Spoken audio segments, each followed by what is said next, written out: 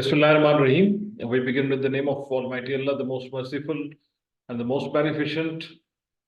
अल्लाह तबारक ताला के पाक और बाबरकत नाम के साथ शुरू करते हैं कि जो हम सब पर बहुत ज़्यादा हमारी सोच से भी ज़्यादा रहम करने वाला है और हम सब की मुरादें पर लाने वाला है। अल्लाह से बाजार नाले से शुरू जेको तमाम घणो महिरबान असांजी सोच खां वधीक महिरबान असां ते बाजार हुआ है पंहिंजो ख़ासिल ख़ासि राह में करम करे थो चाहे असां हुनजे क़ाबिल हुजूं या न हुजूं। जहिड़ो तुंहिंजो नाम बाज बि उॾाई मना रीअ थंभे रीअ थोणीअ तू छपर तू छांव पुॼाड़ो कहाँ तोखे मालूम सबकी। सो अस्सलाम वालेकुम, नमस्कार, सत श्री अकाल, प्रणाम, हक मौजूद, and welcome to everybody who's joining us from all over the globe. Aloha to everyone. Aloha is a Hawaiian greeting. Hawaii जो कि अब अमेरिका की रियासत है, पहले खुद मुख्तियार रियासत हुआ करती थी, तो वहाँ की ग्रीटिंग है अलोहा। तो aloha to everyone and everybody who's joining us from all over the globe, any part of the globe, we welcome them to this class number 6 of Sindhi online learning by Sindhi Language Authority, Government of Sindh, Pakistan. So this is 5 p.m. in Pakistan, about 5:03 करीबन हुआ चाहते हैं, तो 5 p.m. roughly in Pakistan, 5:30 p.m. in India, and 4 p.m. in UAE. This is 3 p.m. सपहर के 3 बजे इस वक्त Saudi Arabia में, किंगडम ऑफ सऊदी अरेबिया के हिस्से में, and this is 12 in the noon at London, 12:03 और 12:04 होने वाले हैं। सुबह के 7 बजे 7:03 वॉशिंगटन डीसी, न्यूयॉर्क में और टोरंटो के रीजन में, यानी कनाडा और ईस्ट कोस्ट जो अमेरिका का है वहाँ का। और जैसा कि मैंने आपको बताया कि अमेरिका में 6 टाइम जोन्स हैं। इट्स अ ह्यूज कंट्री जो कि 50 स्टेट्स पर मुश्तमिल है। अगर हम जिक्र करेंगे फार ईस्ट का और पैसिफिक रीजन का, तो उसमें टोक्यो में यानी जापान में इस वक्त रात के 9:05 हुआ चाहते हैं, और ऑस्ट्रेलिया में इस वक्त रात के 11:05 हुआ चाहते हैं, यानी सिडनी और ऑकलैंड वगैरह में। और न्यूजीलैंड में जो है रात के 1:05 हुआ चाहते हैं, और वहां पर तारीख तब्दील हो चुकी है, 6 जनवरी में दाखिल हुआ जा चुका है। तो वो सभी दोस्त जेके असांखे पाकिस्तान में, इंडिया में, यानी नंढे खंड में, बड़े सगीर में जो हमें देख रहे हैं, साउथ ईस्ट एशिया में देख रहे हैं, उनको और मिडल ईस्ट के दोस्तों को गुड इवनिंग, और हमारे यूरोप के और यूके के दोस्तों को लेट गुड मॉर्निंग या फिर प्री अर्ली गुड आफ्टरनून हम उनको कह सकते हैं। अमेरिका के जिस जोन का मैंने जिक्र किया, टाइम जोन का, वहाँ पर very good morning, early good morning. जो हमारा जैसे मैंने जिक्र किया पैसिफिक रीजन जो है हमारा, जापान और उसके आसपास के ममालिक, जहाँ से जिसके बाद से पैसिफिक स्टार्ट होता है, वहाँ पर late good evening. Even Australia में भी लेट गुड इवनिंग, और न्यूजीलैंड के लोग जो इस वक्त अपने लिहाफों में होंगे, सोने वाले होंगे, उनको तो गुड नाइट कहने का वक्त है। तो thank you so much for joining us in this class number 6 of Sindhi online learning, and everybody who has joined us. हम उनका खैर मकदम करते हैं तमाम दोस्तों का, और खुशी होती है जब कभी हमारी क्लास स्टार्ट होती है तो उसमें हमसे भी पहले कुछ पार्टिसिपेंट्स मौजूद होते हैं। जैसे कि आज मैंने जैसे ही क्लास का आगाज किया तो मुझसे पहले ही कुछ दोस्त मौजूद थे। करीम साहब मौजूद थे, मोहम्मद इमरान जकरिया सबसे पहले अर्ली हमारे ज्वाइन करने वाले जो होते हैं उनमें शामिल होते हैं। शादिया सराज साहब मौजूद थी, जीशान अहमद साहब मौजूद थे, आयशा खान साहब मौजूद थी, और फैजान अहमद साहब मौजूद थे। तो इनको अप्रिशिएट करना मकसूद है, ज़रूरी है कि they are not only on time, they are not only in time, but they are on time. Point of time and period of time आपने सुना होगा। तो विद इन टाइम या इन टाइम होना तो जरूरी है, लेकिन ऑन टाइम होना और कभी कभार बिफोर टाइम होना, ये बहुत अच्छी बात हुआ करती है। रेडियो टेलीविजन की दुनिया में कहा जाता है कि 9 बजे का मतलब है 8:45। यानी अगर आपको 9 बजे ऑन एयर जाना है तो you have to be on your seat at 8:45 PM। उसके बाद जो हल्की फुल्की जो नौक पलक होती है उसको दुरुस्त करने में 10-15 मिनट लग जाते हैं। तो क्लासरूम का मतलब यही होता है कि if it is on 5 PM it means 4:55 PM। और if you do like this you are doing a favour for yourself, for nobody else. तो जिंदगी में आपकी कामयाबी का सबसे पहला जो गुर है, सबसे पहला जो तरीका है, जो पहली कंहिंखां पुछो तो कामयाबी जो सभिनी खां पहिरियों उसूल कहिड़ो आहे, that is punctuality of time. और वो अगर आप करेंगे तो वो किसी और के लिए नहीं करेंगे, अपने लिए करेंगे। Anyways, every learner who has joined us from the various part of the globe, they are welcome. This is class number 6 and this is Jummo, as हम रोजाना के दिनों का जिक्र करते हैं. You can see here, जैसे उर्दू में जुमा लिखा जाता है, उर्दू में सिर्फ ये वाव नहीं आता, जुमा जमा की तरह जो है वो जुमा लिखा जाता है. तो सिंधी में उसको जब हम जिक्र करेंगे एज अ प्रॉपर नाउन तो उसमें वाव का इजाफा होगा, जुमो. वैसे तो बहुत सारे अखबार सिंधी में भी काबिश भी लिखे थी, जुमा थी लिखे पई, वाव नथी लिखे पई, लेकिन द करेक्ट प्रोनाउंसिएशन ऑफ जुमो means Friday is like this, जीम मीम एंड वाव. This is 5th of January and 2024, 5वां दिन है आज नए साल का. तो हैप्पी न्यू ईयर टू दोस्त जिनको मैं इससे पहले क्लास में मौका नहीं मिल सका कि जिनको मैं हैप्पी न्यू ईयर कह सकूं. बिस्मिल्लाहिर्रहमानिर्रहीम. अल्लाह के नाम से शुरू करते हैं. अवल्लाहुअली आला आलम जुलधनी कादिर पहंजे कुदरत सी कायम माह कदीम वाली वाहिद वहदहू राज़िक रब रहीम. वाली वाहिद वहदहू राज़िक रब रहीम. सो सारा सचो धनी चई हमद हकीम करे पाण करीम जोड़ऊं जोड़ जहान जी. मैंने पहले दिन इस इस शायरी की 5 सत्रों की वजाहत की थी और उसके बाद फिर मैंने ये आप पर डिपेंड करते हुए कि बहुत सारे अल्फाज इसमें अरबी के हैं जो कि उर्दू में भी मुस्तामिल हैं, तो ये आपके लिए काबिल फ़हम होगा. और मुझे इंतज़ार होगा अगले हफ्ते में किसी दिन, अगर आप में से खास तौर पर ऐसे दोस्त कि जिनकी मादरी ज़ुबान सिंधी नहीं है, उनमें से किसी को ये अजबर हो और वो मुझे सुनाए. अवल आला आलम का मालिक या धनी कादिर अपनी कुदरत के साथ कायम है वो कदीम कदामत से. कदामत जो है पुराण, जैसे सिंधी में कदामत के पार्चना है पुराण कैश है जो पुराणों हो जाए. पुराणों जो मतलब यह है तो कदीम का मतलब यह है कि पुराने से भी पुराना, उससे भी पुराना, उससे भी पुराना, यानी जो अजल से भी पहले मौजूद था और कुछ भी ना होता तो वो जरूर होता. वाली वाहिद वहदहू, वाली है वाहिद है अकेला है, और वहदहू है राज़िक है रिज़्क़ देता है, रब है मालिक है, रहीम है रहम करने वाला है. सो सारा है सच्चो धनी, सो सारा है सच्चो धनी, उसी को सराहो कि जो तुम्हारा सच्चा मालिक है, जो तुम्हारा सच्चा परवरदिगार है, तुम्हारा सच्चा केयर टेकर है. चई हमद हकीम, उसकी हमद पढ़कर उसकी सना करके. करे पाण करीम, वो खुद ही करता है. क्या करता है? जोड़ऊं जोड़ जहान जी. हर चीज को, हर इंसान को, हर तख्लीक को उसने जोड़े की सूरत में पैदा किया है. तो ये जोड़े को तख्लीक करता है, जोड़े की सूरत में जो है वो हर किसी को तख्लीक करता है. हर चीज जो है वो जोड़े की सूरत में पैदा हुई है. तो ये करने का हुनर सिर्फ उसी को साजे, वही जानता है और उसी ने ही किया है. तो आज का लफ्ज, अज जे लफ्ज जी गाल था करियो पिया. Word of the day, we are starting from word of the day which is the very first segment of our every class. But उससे पहले क्या आप में से कोई मुझे बता सकता है कि which are the language skills? How many skills of language are there and which are those? कोई एक साहब मुझे बता दे कि 4 स्किल्स किसी भी जुबान सीखने की 4 स्किल्स कौन सी होती है, 4 हुनर, 4 कारीगरियां कौन सी होती हैं. If anybody knows the answer, they can unmute themselves or raise their hand, and I'll request them to unmute themselves and mention your name and then tell me that how many skills of learning, language learning are there. किसी भी जुबान को सीखने के लिए 4 कौन सी skills जो होती हैं वो दरकार होती हैं. जी, who is there? Please call your name. Sir Maqsood Ali है. जी मकसूद अली साहब. So there are the four skills listening, for learning writing, English. reading and speaking. Sir Yeah. पहले मकसूद अली साहब को बोलने दीजिए, जो हमारे दूसरे जी सर. मेहरबान हैं. जी मकसूद साहब छाता चलता.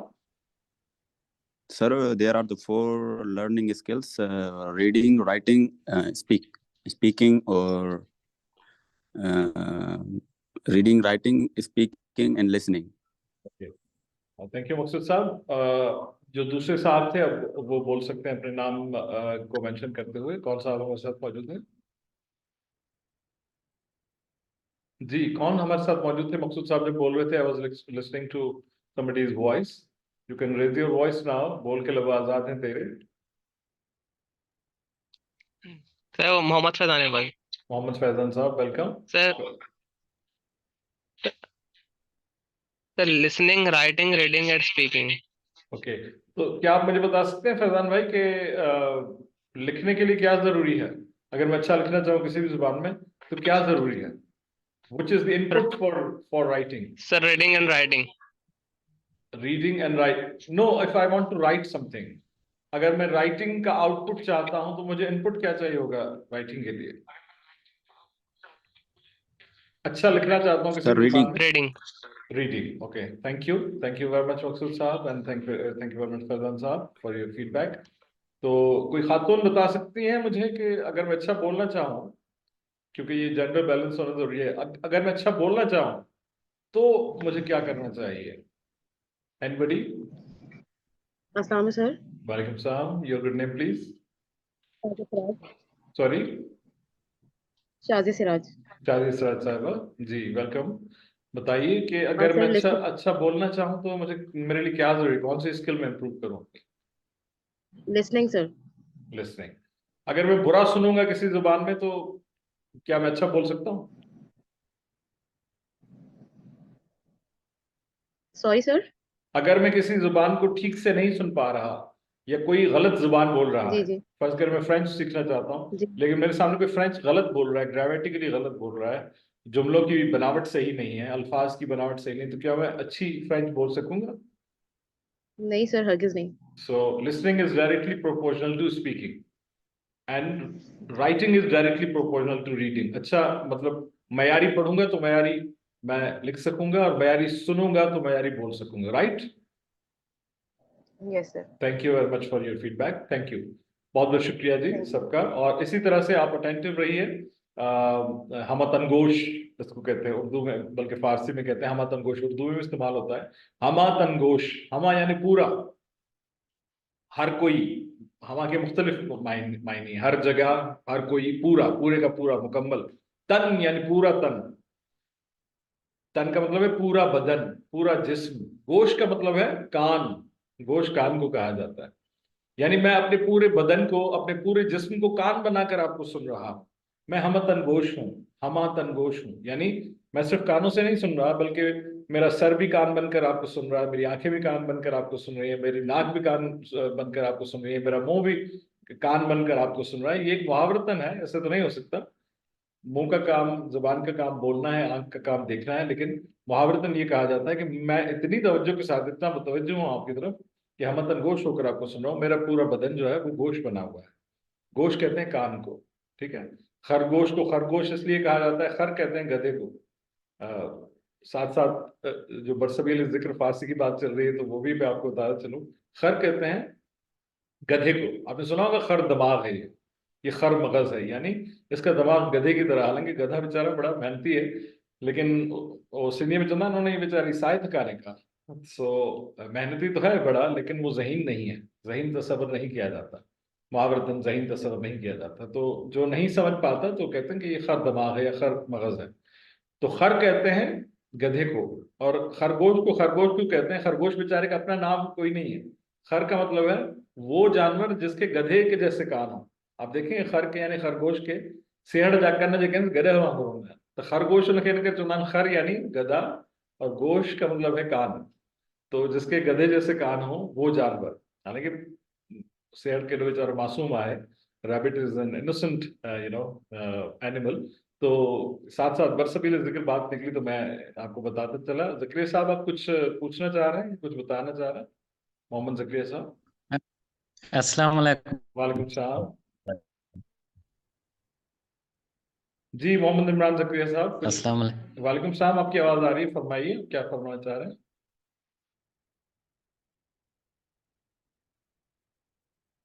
जकरिया साहब, शायद कनेक्टिविटी की कोई प्रॉब्लम है, आप कुछ कहना चाह रहे हैं, लेकिन आपका सलाम तो सुनाई दिया, मैंने जवाब भी दिया, लेकिन गालिबन जो बात आप कहना चाह रहे हैं वो हम तक नहीं पहुंच पाई. चले आगे चलते हैं. आज का लफ्ज, वर्ड ऑफ द डे.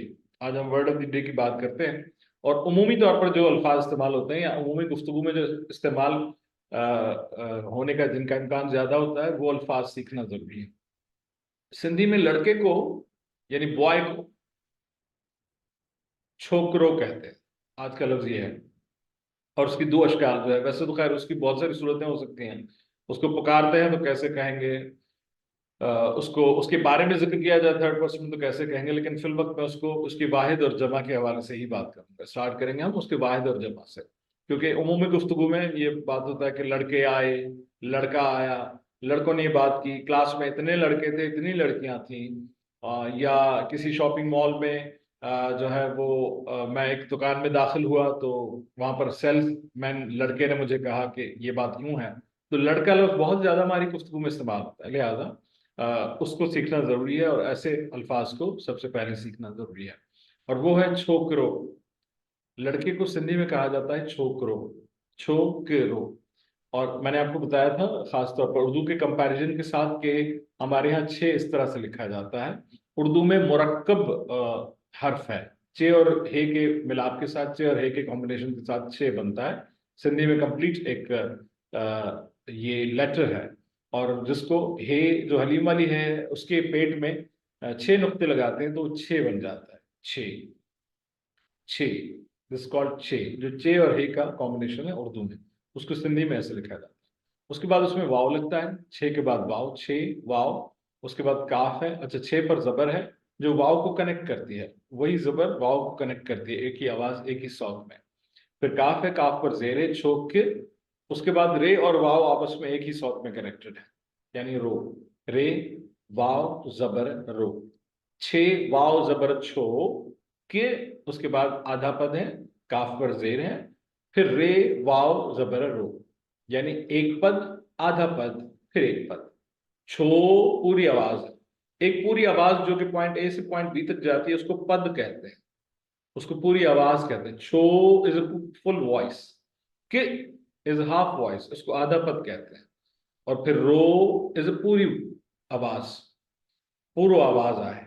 छो, छे वाव जबर छो के आधा पद रो, रे वाव, छो के रो, पूरी आवाज, दरमियान में काफ जो है वो आधी आवाज, यानी ये 2.5 पदों पर मुश्तमिल एक लफ्ज है। पद आपके लिए समझना जरूरी नहीं, बस के लिए मैं जिक्र कर रहा हूँ कि अगर कोई if somebody wants to add into his or her knowledge, he can note it down, and I hope that you have a pen and a notebook, the manual pen and the notebook. May you have a lot of digital tools like sticky notes or notebook or anything, लेकिन जो manual में लिखने का मजा है और जो फायदा है वो आपको कहीं और नहीं मिलेगा। So I hope that you all have a notebook and a pen. So this is छोकरो। छोकरो means लड़का, एक लड़का। एक का जिक्र करेंगे तो छोकरो आएगा। एक से जायद का जिक्र करेंगे, चाहे 2 हो या 200 हो या 2 लाख हो, तो वो आएगा छोकरा। आखिर में अलिफ ऐड हो जाएगा, ठीक है। छे वाव जबर छो, जो पहला हिस्सा है वो सेम रहेगा, बल्कि पूरा लफ्ज सेम रहेगा। क आधा पद भी सेम रहेगा, काफ पर जबर आएगी। जो रे वाव जबर का तलफ्फुज था, जो आखिरी हिस्सा था, वो रे अलिफ जबर में आ जाएगा। छो के रा, ये जमा हो जाएगा। छोकरो मीन्स 1 बॉय, छोकरा मीन्स 2 और मोर देन 2 बॉयज। फिर चाहे वो 200 हो, 20 हो, 200 हो, 2000 हो, 20,000 हो, या 2 लाख हो या 2 अरब हो, कितने भी हो, लेकिन एक से ज्यादा जब आते हैं तो उसको छोकरा कहा जाता है। लड़का, लड़का इज कॉल्ड छोकरो इन सिंधी। मैनी बॉयज और in plural it is called छोकरा। So this is word of the day. I hope this is clear. फिर आते हैं सेंटेंस ऑफ द डे पर। आज का जुमला, हम ग्रीटिंग के फेज में थे, यानी पहले हमने भलीकार कहा, भली करे आया कहा, फिर दमान जो नाल उछा है, फिर नया साल मुबारक कहा, नए साल जो वादाएं उड़नी उससे। उसके बाद मुलाकात नहीं थी उनसे, यानी जिनसे हमारे जिनको हम ग्रीट कर रहे हैं, तो हमने कहा कि तमान जो नाल उछा है, तमा किया आए हो, आप कैसे हैं, तमान जो नाल उछा है, आपका नाम क्या है। फिर हम उनसे पूछेंगे आपकी मसरूफियत क्या है। जब हम किसी से पूछते हैं आपकी मसरूफियत क्या है, तो उसका मतलब ये होता है कि आप what do you do for living, यानी आप अपने जिंदा रहने के लिए आपका जो जरिया रोजगार है वो कौन सा है, हम ये पूछते हैं बेसिकली। लेकिन उसको अच्छी तरह से फ्रेज करने का मतलब, अगर ये कहेंगे आप क्या करते हैं तो भी ठीक है, लेकिन उसको ज्यादा एक सोफिस्टिकेटेड वे में या ज्यादा डिसेंट वे में पूछने का तरीका यह है, सर आजकल आप क्या कर रहे हैं, या आजकल आपकी मसरूफियात क्या है। मसरूफियात का मतलब है कि what is your job, what is your occupation, what do you do, to which job cadre you belong to, आप किस शोबे से ताल्लुक रखते हैं, आप किस शोबे में अपनी खिदमत अंजाम देते हैं, तो उसको किस तरह से पूछेंगे। आप क्या करते हैं को किस तरह से पूछेंगे, यानी बेसिकली मतलब ये होता है व्हाट डू यू डू, लेकिन जैसे इंग्लिश में मैंने बॉटम में आप देखें what do you do for living, living का मतलब ये है कि आप जाहिर है कि what do you do for your bread and butter, तो आप रोजी रोजगार जे लाइ छा कंदा आहियो, आप अपना दाल दलिया कैसे चलाते हैं, यानी आपका घर का किचन कैसे चलता है। तो दैट इज आस्क्ड एज तव्हां छा कंदा आहियो, तव्हां। और अब तक आप सीख चुके हैं तव्हां कहते हैं आपको, मैंने आपसे पहले भी गुजारिश की थी, आपको तव्हां कहा जाता है। और तुम और तू के लिए, दोनों के लिए उर्दू में ये है कि दो कैटेगरीज हैं। तुम आप कहते हैं कि जिनके साथ आप बेतकल्लुफ हो, और तू तो उसे कहते हैं जिनके साथ आप इंतहाई बेतकल्लुफ हो, या कभी कभार वो बदतमीजी के ज़मरे में भी आता है। जो मैंने कुछ शेर भी बयान किया था, गालिब ने कहा कि हर एक बात पे कहते हो तुम कि तू क्या है, यानी यहाँ पर वो तंजिया तौर पर वो कहते हैं कि तू क्या चीज है। ये गालिब के महबूब कहते हैं, तो ये शिकायत कर रहे हैं वो कि हर एक बात पे कहते हो तुम कि तू क्या है, तुम ही कहोगे ये अंदाज गुफ्तगू क्या है। यानी इस अंदाज गुफ्तगू को मायूब समझा जाता है, तो इसलिए तू का लफ्ज वहां पर इस्तेमाल होता है जहां पर इंतहाई फ्रैंकनेस होती है दोस्तों में, या जहां पर वो तकल्लुफ का कोई बार नहीं होता। लेकिन सिंधी में तू और तुम दोनों के लिए तू इस्तेमाल होता है। लेकिन हम जिक्र कर रहे हैं किसी एक ऐसे शख्स के साथ मुलाकात का जिनके साथ पहली मुलाकात आपकी हुई, तो आपकी जगह पर आप इस्तेमाल करेंगे अम्हा। ये तव्हां और अम्हा, ये देखें, ये तव्हां ते वाव है अलिफ नून, ये नून गुन्ना है, ये तव्हान नहीं है, ये तव्हां है। सिंधी में नून गुन्ने की शक्ल ऐसे होती है, यानी वो प्रोनाउंसिएशन में तो आता है लेकिन उसकी शक्ल वैसी होती है, आम नून जैसी होती है। इसको हम अम्हा भी कह सकते हैं। ये जो नीचे मैं नोटाबीन करवा रहा हूँ, यानी तव्हां और अम्हा की मीनिंग सेम है। आप ते की जगह पर अलिफ भी रख लेंगे तो भी सेम मीनिंग आएगी, यानी आप। अम्हा भी आपको कहा जाता है, तव्हां भी आपको कहा जाता है, इसकी मीनिंग में कोई फर्क नहीं है, इसकी शक्ल में और प्रोनाउंसिएशन में फर्क है, ते की जगह पर अलिफ आ जाएगा। तो ये दोनों जुमलों में मैंने वेरिएशन के साथ इसलिए लिखे हैं ताकि आपके जहन में ये हो कि ये दोनों चीजें सेम है, तव्हां और अम्हा दोनों सेम है। तो आप कहेंगे तव्हां छा कंदा आहियो, तव्हां मीन्स आप, छा मीन्स क्या, कंदा मीन्स करते, आयो मीन्स हैं। तव्हां मीन्स आप या अम्हा मीन्स आप। यहां पर आप अम्हा छा कंदा आहियो भी कह सकते हैं। तव्हां, आप, छा क्या, जिसका मतलब है इंग्लिश में वॉट। छा मीन्स वॉट, कंदा करते, आयो हैं, आप क्या करते हैं। या फिर मैंने ऑब्लिक लगाया है, ऑब्लिक यानी इस जुमले को आप इस तरह से भी बोल सकते हैं कि अम्हा जी यानी आपकी, अम्हा मीन्स तव्हां आप जी मीन्स की, मसरूफियत मीन्स मसरूफियत, आपकी मसरूफियत, तव्हां जी मसरूफियत केड़ी, केड़ी मीन्स कौन सी, आहे मीन्स है। अम्हा, आप, जी की मसरूफियत, सिंधी में मसरूफियत क्योंकि उसमें जबर आती है आखिरी हर्फ पर, ये सिवाय उन अल्फाज के जो वावल पर खत्म नहीं होते, जो वावल पर खत्म होते हैं उन पर हरकत नहीं आती, बाकी हर हर्फ पर हरकत आती है। मसरूफियत मीन्स मसरूफियत, केड़ी मीन्स कौन सी, आहे मीन्स है। तो ऊपर वाले जुमले की मीनिंग हुई एज इट इज तुझ होने जी माना थी या तर्जुमो थियो, तव्हां छा कंदा आहियो, व्हाट डू यू डू, उसका मतलब है व्हाट डू यू डू, आप क्या करते हैं। ऊपर वाले जुमले की मीनिंग हुई तव्हां छा कंदा आहियो, आप क्या करते हैं। और नीचे वाले जुमले की मीनिंग हुई अम्हांजी मसरूफियत कहिड़ी आहे, आपकी मसरूफियत क्या है। आई होप दिस इज क्लियर।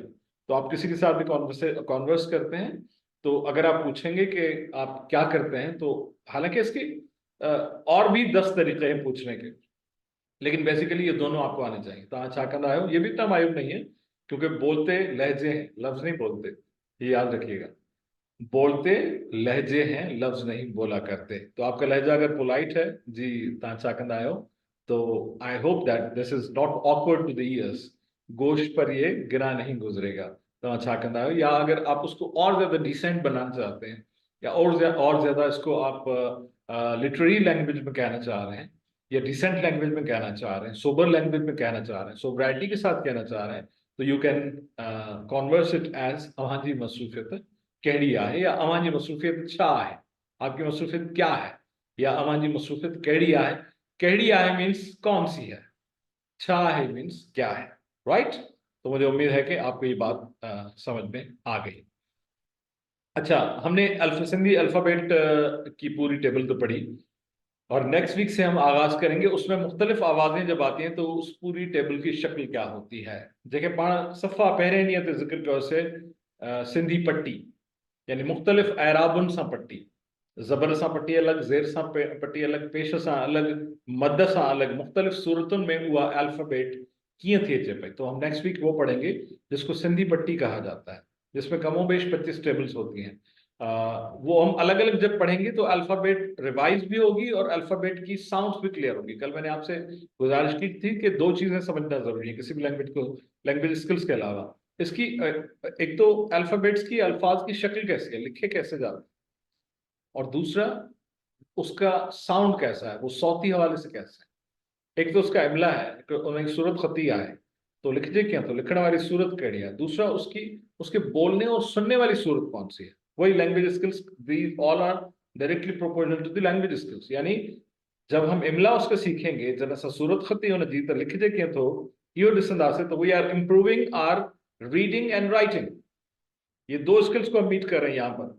जब उसकी शक्ल देख रहे हैं कि देखने में उसकी शक्ल कैसी है, दिखने में कैसा है, तुए जुए कैसा है, ञे कैसा है, ङे कैसा है, छे कैसा है, और ड़े कैसा है, डाल कैसा है, ढे कैसा है। तो हम actually we are improving our reading and writing उसकी शक्ल देखकर। और जब सौती आवाज से बात करते हैं, जो 2 स्किल्स सौत को दर्शाती हैं, शो करती हैं, एड्रेस करती हैं, वो है लिसनिंग एंड स्पीकिंग। जब आप अच्छे और सही सौत के साथ, स्टैंडर्ड सौत के साथ, स्टैंडर्ड फोनोटिक्स के साथ लफ्ज को या लेटर को सुनेंगे तो आप उसको अच्छे तरीके से अदा कर सकेंगे। तो वो टेबल्स हम पढ़ेंगे उसमें। और फिल वक्त में सिर्फ चीदा जो नंबर्स हैं, चीदा का मतलब यह है कि 1 से लेकर 10 तक, और फिर 10 के बाद हर 10 की जो जोड़ी है, यानी 1 2 3 4 5 6 7 8 9 10, 1 2 3 4 5 6 7 8 9 10, then 10 20 30 40 50 60 70 80 90 100। फिर 100 के बाद आपको याद रहना चाहिए, जैसे हम रोमन सीखते हैं, आपने रोमन नंबर्स सीखे होंगे, बहुत सारों को आते होंगे, तो उसमें हम यही सीखते हैं, 1 से 10 तक सीखते हैं। फिर उसके बाद 1 2 3 4 10 10 20 30 40 ऑनवर्ड्स 100 तक। और उसके बाद फिर हम ये जानते हैं कि 1000 को क्या कहा जाता है, 10,000 को क्या कहा जाता है, 1 लाख को क्या कहा जाता है, 1 मिलियन को क्या कहा जाता है। और उसके बाद फिर यानी 1000, लाख, करोड़ और अरब और पदम और इस तरह से ऑनवर्ड्स। वैसे तो खैर क्वाड्रिलियन और पता नहीं कहाँ तक गिनती आती है, लेकिन जो उमूमी इस्तेमाल में जो गिनती आ सकती है हम उसका जिक्र करते हैं कि उसको सिंधी में कैसे लिखेंगे और सिंधी में कैसे बोलेंगे। नंबर्स में तो हर कोई लिखता है, लेकिन सिंधी में उसका इमला क्या होगा। सिंधी में होना जी सूरत, लिखण जी सूरत, खत जी सूरत छा हूंदी। ये है नंबर 1। नंबर 1 यानी एक। नीचे उर्दू में लिखा हुआ है, उर्दू में सिंधी में ऊपर बड़े हरूफ में बड़े फॉन्ट में लिखा हुआ है हिक। एक को कहते हैं हिक। और आपको पता है कि फारसी में भी यक कहा जाता है, जैसे यक तारू का हमने जिक्र किया था। यक का मतलब है एक। तो ये बड़ा आसान है इसको लिखना भी और बोलना भी। सिंधी में एक को हिक कहा जाता है। हे पर जेर है, काफ पर पेश है, हिक। हिक मीन्स 1, हिक मीन्स एक का मतलब है, हिक का मतलब है एक। उसको नंबर्स में ऐसे लिखा जाएगा जैसे दरमियान में लिखा हुआ है, नीचे उर्दू में लिखा हुआ है एक, हिक का मतलब है एक, और नीचे 1 लिखा हुआ है इंग्लिश में। तो 1 को सिंधी में कहा जाएगा हिक, यानी 1, राइट। मैं 1 से 10 तक जाकर फिर मैं आपसे पूछूंगा, कोई चीज समझ में ना आई हो तो आप बताएं, उसके बाद फिर 10 वाली जोड़ी का मैं जिक्र करूंगा। उसके बाद आता है 2 को सिंधी में कहा जाता है ब। आधे पद पर मुश्तमिल ये लफ्ज है, लेकिन ब जब हम लिखते हैं तो खाली बे नहीं लिखते, यानी ये तीसरा लेटर है हमारे अल्फाबेट का। अलिफ बे भे, अलिफ बे बे। अलिफ आपने पढ़ा था कि अलिफ अक्षर, बे बदक, और उसके बाद बे बकरी आपने पढ़ा था, बकरी वाला बे जो है ब। तो उसके बाद उसको उसकी हे आती है, जिस तरह से मुख्तलिफ नामों में, उसामा में जैसे हे आती है, फातिमा में जैसे हे आती है, तो ब खाली बे नहीं लिखा जाएगा, बे के साथ हे लिखा जाएगा और बे के ऊपर जबर आएगी। तो ये है ब। 2 ब कहा जाता है 2 को, यानी 2। इन इंग्लिश इट मीन्स 2, और in English whatever is called 2 that is pronounced in Sindhi as ब and that is written this way. यानी आप इसका सौत समझें, ब बे पर जबर है ब, और यानी बाजार ये एक ही हर्फ पर मुश्तमिल है, लेकिन उसके साथ उसके सहारे के तौर पर हम हे लगाते हैं। ब मीन्स टू, दो, ब मीन्स दो। उसके बाद आगे बढ़ते हैं तो आता है तीन, उसी तरतीब के साथ तीन जैसे नीचे उर्दू में लिखा हुआ है और थ्री इंग्लिश में लिखा हुआ है, तो उसको हम कहते हैं ट्रे, ट्रे या टे। उस पर जबर है, टे और ये आपस में कनेक्टेड है और उसके टे के ऊपर जबर है, टे।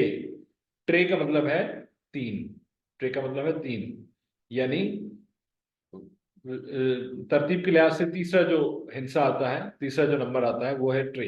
ट्रे का मतलब है तीन, ठीक है। तीन, 1 2 एंड 3। 3 मीन्स ट्रे, 3 मीन्स तीन, ट्रे मीन्स तीन इन उर्दू एंड ट्रे मीन्स 3 इन इंग्लिश। आगे बढ़ते हैं, चौथा जो हिस्सा है वो है चार। इसमें कोई फर्क नहीं है उर्दू और हिंदी और सिंधी में। फारसी में थोड़ा सा फर्क है, उसको चहार कहा जाता है, चहारम, ठीक है। चार, चार मीन्स चार, और इसकी वजाहत की जरूरत नहीं क्योंकि सेम लफ्ज ही है, लेकिन उसमें यह है कि सिंधी में हर आखिरी हर्फ पर, हर लफ्ज के आखिरी हर्फ पर हरकत आती है, तो यहाँ पर हरकत जो है वो रे पर जेर की सूरत में है। चार, चार तोट घनी बकरियों हन, तुम्हारे पास कितनी बकरियां हैं? चार। तुम्हारे पास कितनी टेबल्स हैं? चार। तुम्हारे पास कितनी कुर्सियां हैं? चार। उर्दू में बोलते हैं चार, लेकिन क्योंकि उर्दू में और बहुत सारी जुबानों की तरह आखिरी हर्फ साकिन होता है, लेकिन सिंधी में आखिरी हर्फ मुतहर्रिक होता है, उस पर कोई ना कोई हरकत होती है। तो चार का मतलब है 4, चार। जो पांच उर्दू में कहलाता है उसको थोड़ी सी तब्दील के साथ सिंधी में पंज कहा जाता है, फारसी में भी पंच कहा जाता है, पंज। अब सिंधी में जे पर जबर है, पंज। पे पर भी जबर है और नून जो है वो पे के साथ कनेक्टेड है, और जीम पर भी जबर है, पंज, पांच। पांच को कहा जाता है पंज, विच is called 5 in English. 5 in English is called पंज इन सिंधी, पंज इन सिंधी, पंज इन सिंधी। पे, नून, जीम और जीम पर जबर है, ठीक है, पंजा। 5 मीन्स पांच, 5 मीन्स पंज, 5 मीन्स पंज। देन आता है छ। अब ये लिखा तो छ है, लिखा हुआ है, लेकिन हम उसको छ है नहीं पढ़ते, छ, सिर्फ छ, यानी हे यहाँ पर साइलेंट है, जबर दोनों पर है, छ है, लिखा छ है जाएगा, लेकिन इसको पढ़ा जाएगा जिस तरह से उर्दू में भी छे, उर्दू में छ लिखा हुआ है लेकिन उसको पढ़ते हैं छे, ऐसे ही है ना। जैसे जुमा, जीम मीम एन, मैंने आपको बताया जीम मीम एन लिखा जाता है लेकिन पढ़ा जाता है जुमा। तो इस तरह से कुछ चीजें अंडरस्टूड होती हैं, जैसे बर्दाश्त का मैंने मिसाल आपको, बर्दाश्त की मिसाल मैंने आपको दी। तो ये छे, जैसे उर्दू में लिखा जाता है छ लिखा जाता है, पढ़ा छे जाता है, और इंग्लिश में इसको 6 कहते हैं, तो सिंधी में इसको कहते हैं छ। छ लिखा जाएगा छ है, लेकिन पढ़ा इसको जाएगा छ, तो दिस इज कॉल्ड छ। छ इन सिंधी। लिखने का जो आपने अंदाज लिखा, वो लिखने का अंदाज यही है कि छ है लिखा जाएगा, छे पर भी जबर है और हे पर भी जबर है, छ है। तो ये छे, 6 इन सिंधी इज कॉल्ड छ। और उसके बाद जो लफ्ज आता है वो है सात। उर्दू में सात, उसकी उसके अलिफ को रिमूव कर दें तो सिंधी में आ जाता है सत्त। सीन पर भी जबर है, ते पर भी जबर, सत्त। सत्त मीन्स 7, हफ्त। फारसी में इसको हफ्त कहा जाता है, हफ्त आसमान यानी 7 आसमान। हफ्त रोज, हफ्त रोजा, आपने जो देखा होगा मुख्तलिफ मैगजीन्स, जो वीकली मैगजीन्स होते हैं तो लिखा जाता है हफ्त रोजा। रोज मीन्स दिन, हफ्त मीन्स 7, हफ्त आसमान, हफ्त रंग, 7 रंग, हफ्त आसमान यानी 7 आसमान। तो उस हफ्त को सिंधी में सत्त कहा जाता है, सीन पर भी जबर, ते पर भी जबर, सत्त, यानी 7 में से अलिफ निकाल दें और ते पर हरकत लगा दें जबर की, तो ये बन जाता है सत्तर। 7, 7 को इंग्लिश में और सिंधी में कहा जाता है सत्तर, दिस इज 7। उसके बाद है 8।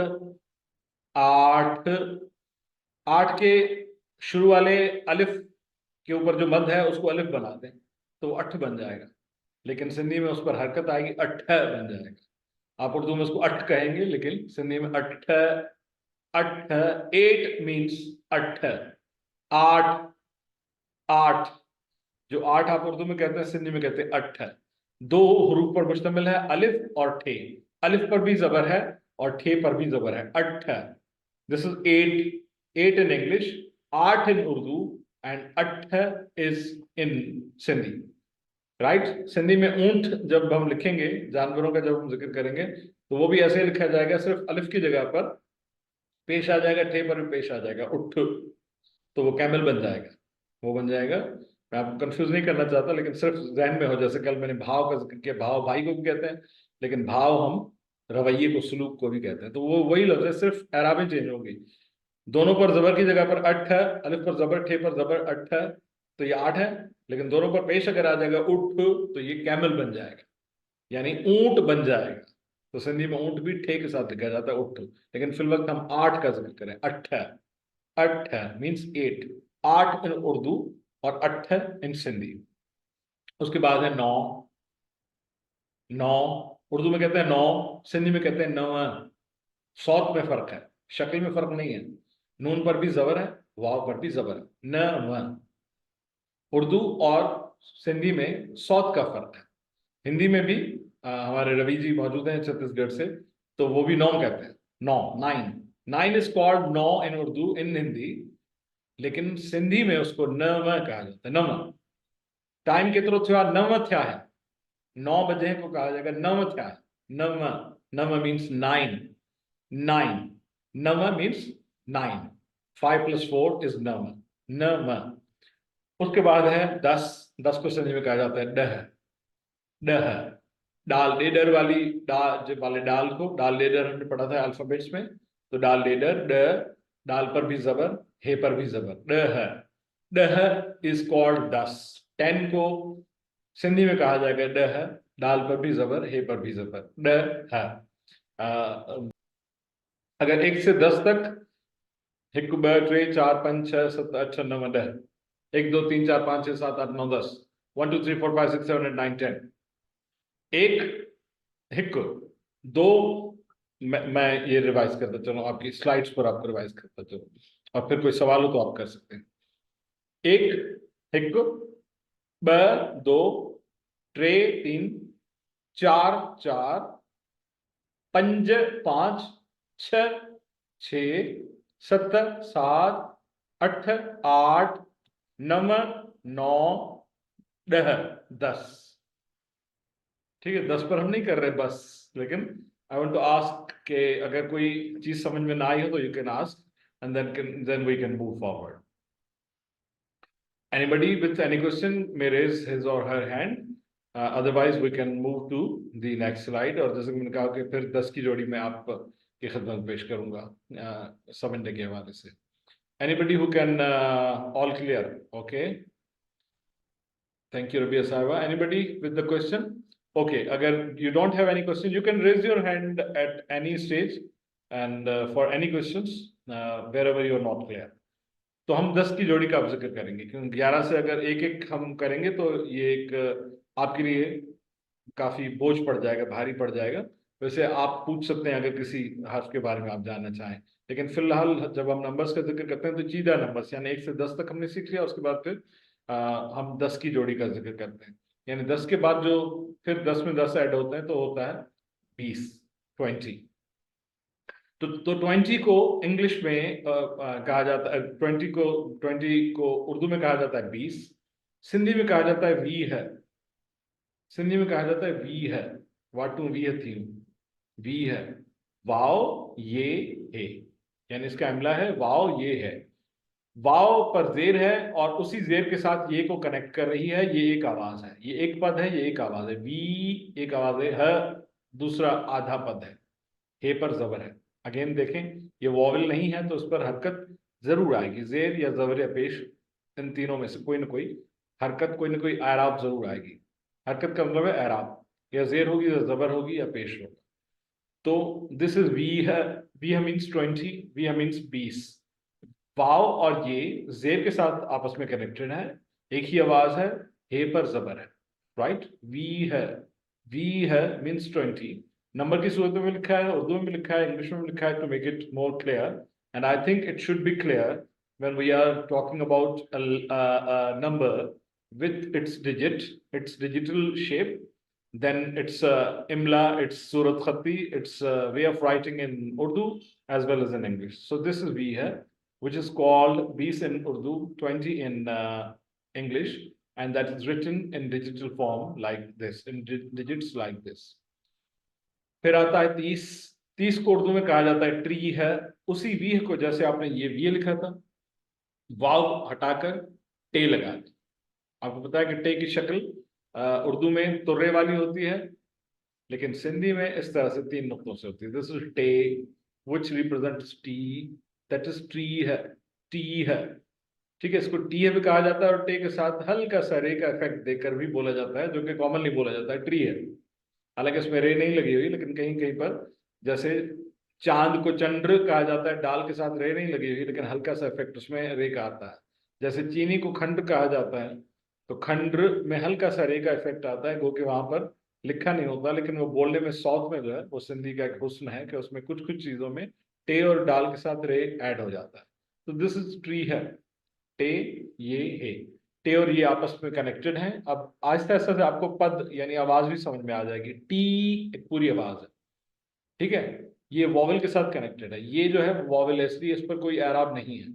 यानी वॉवल अगर दरमियान में भी आएगी तो उस पर अनलेस अगर उस पर जोर देना हो, वैसे अगर कनेक्टेड है किसी आवाज के साथ तो उस पर एराब नहीं आएगी। तो टे ये यहाँ पर टे के साथ कनेक्टेड है, टी जेर के साथ कनेक्टेड है, टी ये एक आवाज है दूसरी आवाज।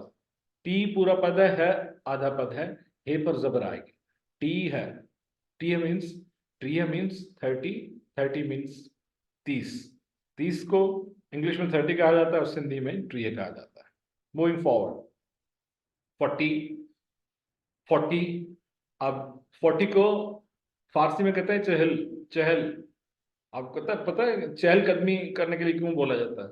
खाने के बाद 40 कदम चलना जरूरी होता है क्या? 40 कदम चला कर 40 दिन जब पूरे होते हैं तो कहते हैं चहलुम। आपने कभी सोचा है चहलुम क्यों कहते हैं? ये चहल कहते हैं 40 को, तो उसको उर्दू में 40 बोलते हैं, सिंधी में उसको चाली है बोलते हैं, चाली है। और सिंधी में चाली है यानी किसी दिन को भी किसी वाक़े को, किसी हादसे सानहे को 40 दिन पूरे होते हैं तो जैसे चहलुम कहा जाता है तो चाली हो कहा जाता है, आखिर में वाव ऐड हो जाता है इसमें। चालीह मीन्स 40, चालीह मीन्स 40, चालीह मीन्स 10 को 4 बार अगर ऐड किया जाए तो दैट इज चालीह। चे अलिफ ये एक आवाज है, चा एक आवाज है, ली दूसरी आवाज है आधी आवाज, यानी 2.5 पदों पर 2.5 आवाजों पर मुश्तमिल ये लफ्ज है। गो के इसमें जो हरूफ है वो 5 हैं, लेकिन आवाजें इसमें 2.5 है, ठीक है। आवाजों पर बाद में आएंगे, लेकिन बरसबील जिक्र में यहाँ पर जिक्र करता चलूँ ताकि थोड़ी थोड़ी चीजें आपको जहन नशीन होती चले। चाली है, चा ये जो चा है चे के साथ अलिफ, चे उर्दू में भी सेम है सिवाय अरबी के, उर्दू में फारसी में ये मुस्तामिल है और हिंदी में भी चे का प्रोनाउंसिएशन है, उसकी सौत है।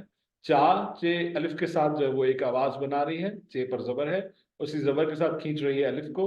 फिर लाम हे के साथ कनेक्टेड है जो कि जेर के साथ उसको मिला रही है और हे पर जबर है। चा ली है, 2.5 पद 2.5 आवाजें और 5 हरूफ पर मुश्तमिल ये लफ्ज है जो रिप्रेजेंट करता है 40 को, उसका मतलब है 40, उसका मतलब है 40, ठीक है। नीचे आप डिजिट देख रहे हैं कि ये 40 को डिजिटल फॉर्म में दिखाया गया है और नीचे उसका तर्जुमा है 40, 40 यानी उर्दू में 40, इंग्लिश में 40 और सिंधी में 40 है। उसके बाद आता है 50, 50। 50 की बड़ी अहमियत है, 10 के बाद 50 एक संग मील है और 50 के बाद 100 फिर संग मील है। जैसे कोई भी क्रिकेटर जो है वो जब खेलने लगता है तो आपको पता है कि 50 पर 50 वो एक संग मील होता है उसका, कितनी 50 किसने मुकम्मल की, किसने 50 मारी, किसने सेंचुरी मारी, तो 50 पहला संग मील हुआ करता है। कहीं कहीं पर जब सालों का जिक्र आता है तो उसमें सिल्वर जुबली 25 पर भी एक अहमियत रखता है और गोल्डन जुबली जो है वो 50 पर अहमियत रखता है, तो 50 एक संग मील है। तो आपको पता है 10 के बाद पहला नोट भी 50 का है, तो 50 एक संग मील है। पहले जो पत्थर आए यानी हलंदे हलंदे जिन शहर के जिन पॉइंट्स के सब मार्क करना है उन्होंने 50 भी आए, 50 भी है। तो 50 कैसे लिखा जाता है उर्दू में हम सब जानते हैं, और इंग्लिश में कैसे लिखा जाता है 50 हम सब जानते हैं, लेकिन उसको सिंधी में ऐसे लिखा जाएगा, पे नून जीम अलिफ हे। अगेन ये 5 हरूफ पर और 2.5 आवाजों पर मुश्तमिल। 2.5 आवाजें कैसे? पन एक आवाज, जा दूसरी आवाज, ह आधी आवाज, ह आधी आवाज। पे और नून आपस में जबर के साथ कनेक्टेड है पन, जीम और अलिफ जबर की आवाज के साथ एक दूसरे से कनेक्टेड है जा, हे जो है पर पेश है, आखिरी हर्फ पर हरकत जरूर आएगी, सिंधी का रूल, राइट, ये ध्यान में रखें। पंजाह, पंजाह यानी 50, 50 को 50 को सिंधी में पंजाह कहते हैं, ठीक है, पंजाह। उसके बाद 10 ऐड करते हैं तो आ जाता है 60। 60 में उर्दू में अलिफ निकाल दें, 60 से अलिफ निकाल दें तो बन जाएगा 60, और that is called 60 is called 60 in Sindhi, right.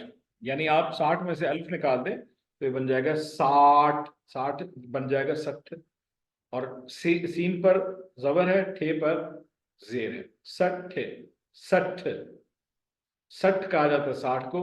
आप उसको डिजिटली भी आप डिजिट्स में लिखा हुआ देख रहे हैं, और उसको उर्दू में लिखा हुआ देख रहे हैं 60, और सिंधी में इंग्लिश में लिखा हुआ देख रहे हैं 60। दिस इज 60, सीन पर जबर, ठे पर जेर, 60, 60 मीन्स 60, 60 मीन्स 60। उसमें फिर 10 ऐड करते हैं तो बन जाता है 70। 70 की आवाज में भी कोई फर्क नहीं है उर्दू के कंपैरिजन में, ना आवाज में फर्क है ना इमला में फर्क है, सिर्फ ये कि रे पर जेर आ जाएगी। उर्दू में रे पर जज्म है, 70 है, सिंधी में है 70, 70, मुंह तो 70 रुपया लेना, 70, ठीक है, 70, 70, सीन पर जबर, ते पर जबर, रे पर जेर, 70।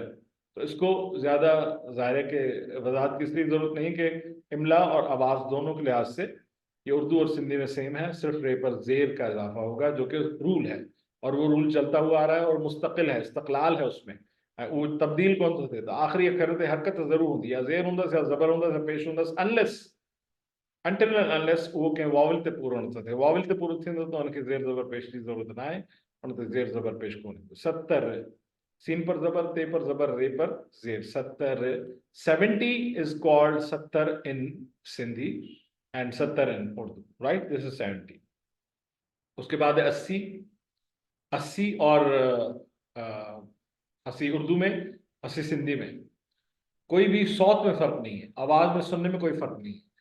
लिखावट में फर्क क्या है, इमला में फर्क है कि सिंधी में ये में जेर लगती है, नुक्ते लगते हैं, सॉरी, सिंधी में ये में नुक्ते लगते हैं, उर्दू में ये पर नुक्ते नहीं लगते, सिर्फ इतना फर्क है। इमला में इतना फर्क है कि ये पर अरबी की तरह सिंधी में नुक्ते लगते हैं, जो कि आप ये देख रहे हैं कि हमने नुक्ते लगाए हैं, और ये वाले नुक्ते लगाए हैं, उर्दू में नहीं है। यानी उसकी आवाज तो सेम है, 80, आखिरी हर्फ चूंकि इसका वॉवल है तो कोई हरकत नहीं आएगी, तो सुनने में सौतियात के लिहाज से उर्दू और सिंधी में 80 सेम है, ठीक है।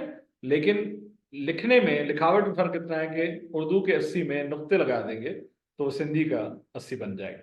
अलिफ पर जबर है, सीन पर जेर है जो कि ये को कनेक्ट करती है आपस में, ठीक है। अब अच्छा, जरूरी नहीं कि सिंधी लिखते हुए आराबें आप लगाएं, आप अखबारात पढ़ेंगे तो उसमें इतनी आराबें नहीं लगी होती जिस तरह से अरबी में लाजमी होती हैं, क्योंकि वो अंडरस्टूड होती है, लेकिन वो बोलने में, सौतियात में, मैं आपको सिर्फ उस वजाहत के लिए कि सीन पर यहाँ पर जेर आ रही है और ये को कनेक्ट कर रही है, सिर्फ इसलिए जरूरी है कि बाद में जब आप लिखने लगेंगे रवानी के साथ फिर तो अंडरस्टूड होगा था कि इस पर जेर है, लेकिन फिल वक्त फहम के लिए समझण जलाई जरूरी है तो कितने जेरा, कितने जबरा, कितने पेशा। अगर आप 80 को रवानी में किसी कॉलम में किसी मजमून में लिखेंगे तो आपको जेर जबर पेश लगाने की जरूरत नहीं है, लेकिन ये अंडरस्टूड होगा बाद में।